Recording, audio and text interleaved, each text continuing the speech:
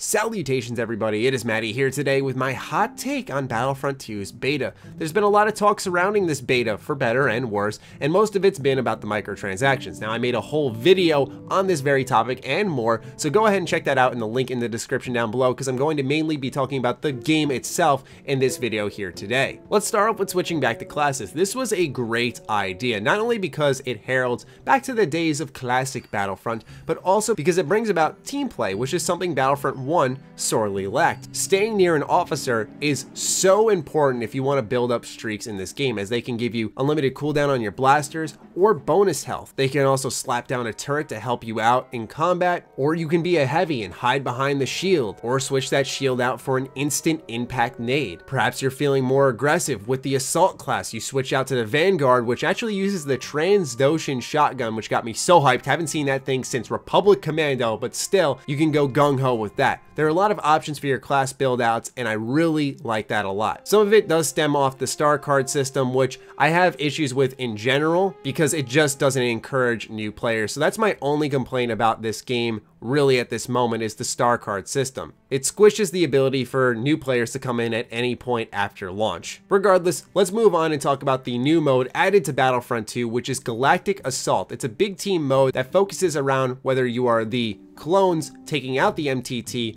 or the droids attacking with the MTT to get inside Theed's palace. It is a big team mode I can get behind. I'm usually not a fan of these gigantic team battles. I like my experience in shooters more condensed, with a max player count of around 24, usually 16 I'd say. But the map design on Theed was good enough where it made this big team battle not a giant clusterfuck. So long as these maps continue to offer plenty of alleys to duck behind cover in, and also to flank your enemies, overall offering the player a lot of strategic options, then this mode will thrive. Plus, this mode puts on full display why the battle points was another excellent design decision with this game, because the power-up pickups worked back then when there really wasn't that much multiplayer, but nowadays it doesn't fit as well. So battle points build up as you get points for doing whatever, whether it's damaging an enemy, killing them, getting an assist, playing the objective, and more. As you build up these battle points, you can get in a ship, you can play as a special class like a jet trooper or a Wookiee warrior, or you can pick a hero.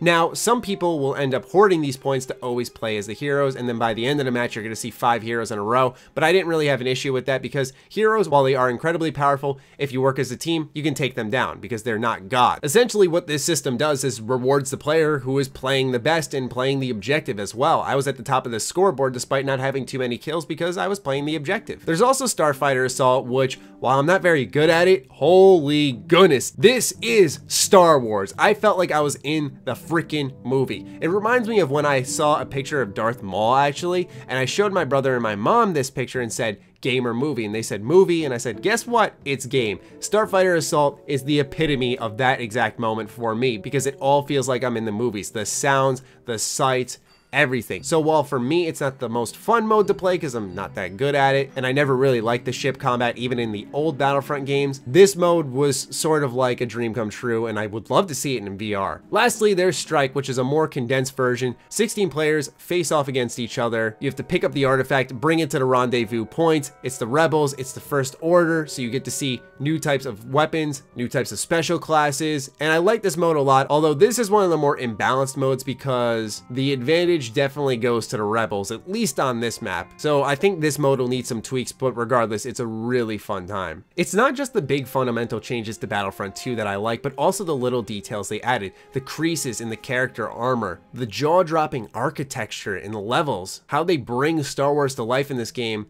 visually as well as through the audio. I geeked out so hard when I heard the Clone Wars voice actor from the cartoon doing the clones in this game. Aesthetically, at least, Battlefront 2 is succeeding on the front of bringing Star Wars to life, and I know that's DICE's ultimate goal with this game, but it does help that so far I've really enjoyed my experience. And let me cover one last thing that I've been seeing floating around from time to time is the shooting's off. I didn't have a problem with it. I didn't think Battlefront 1's shooting was bad, and I didn't have an issue with Battlefront 2's. Didn't feel like there was a delay for the startup on a shot. I felt my weapons did enough damage. If anything I had an issue with the shooting, it was the FOV when I aimed in. I wish you could zoom that out a lot more, but aside from that, that's a minor discrepancy in the system. I had a blast with the Battlefront 2 beta. I really enjoyed it. We'll see how much microtransactions play a factor in this game's balance. I hope that EA and DICE are listening very closely when it comes to the complaints of the fans, because that can make or break now how many fans stick around after launch if the game starts to become unbalanced. It's awesome to hear that EA is doing free DLC, free maps, heroes, etc., but is it all worth it if the game ends up being busted in a month? Time shall tell, but for the beta itself, I had a great time. Let me know what you guys thought of the Battlefront 2 beta in the comments down below. Other than that, follow me on Twitter, like me on Facebook, those links are in the description down below, along with my Patreon. Do consider supporting that as it fuels all the content we create here. Stay sexy, stay active, I love you all. Peace.